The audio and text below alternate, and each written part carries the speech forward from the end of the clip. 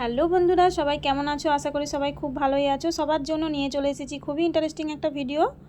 অবশ্যই সেই বিষয়টি জানতে গেলে পুরো ভিডিওটা সম্পূর্ণ দেখতে হবে। ভিডিও দেখে নিশ্চয়ই বুঝতে পারছো কি হতে চলেছে ভিডিওতে।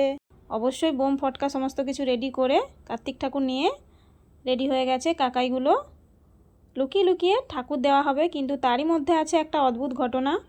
তো সেই ঘটনা জানতে গেলে অবশ্যই পুরো ভিডিওটা দেখতে হবে।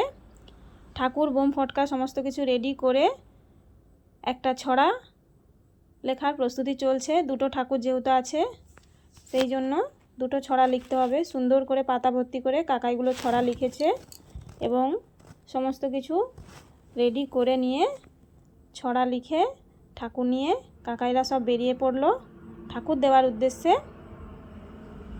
এরপর বোম ফাটানো চলছে। বোম ফাটলে ঠাকুর হয়ে গেল।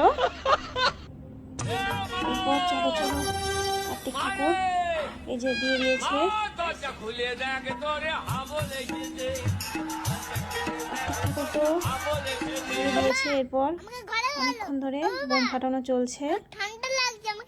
দেখা যাক কার্তিকের মায়ের রিয়াকশন কি হয়, কে আসে কার্তিককে কোলে তুলে নিয়ে যেতে। আর এই সেই কার্তিক ঠাকুরের ভাইরাল ভয়েস, খুব ভালো লাগে, খুব মিষ্টি করে কার্তিক ঠাকুর কথা বলছে।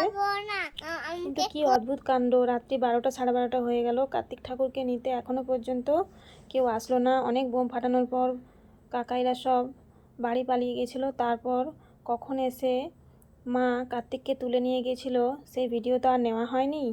তো তারপর কার্তিককে মা অবশ্যই তুলে নিয়ে গেছিলো।